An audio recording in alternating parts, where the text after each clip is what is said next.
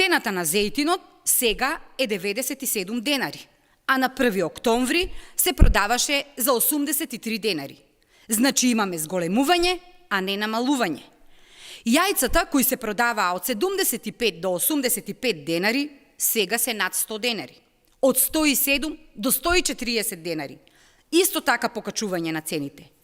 Кај мешаното сирење нема промени на цените, се движат околу 450 денари непроменето. Кашкавалот е поскапен и сега е над 600 денари за килограм. Јогуртот со 3,2% масленост во некои маркети достигна и над 72 денари. Исто така зголемена цена. Намалувањето кај кравиото сирење е минимално, само 5 денари и сега е 398 денари за килограм. Ова е реалноста, ова се фактите кои јасно ја покажуваат измамата, која со кошничката им ја приреди власта на граѓаните. Социјалдемократскиот сојуз на Македонија веќе понуди конкретен предлог. Укинување на данокот на додадена вредност за основните прехранбени производи.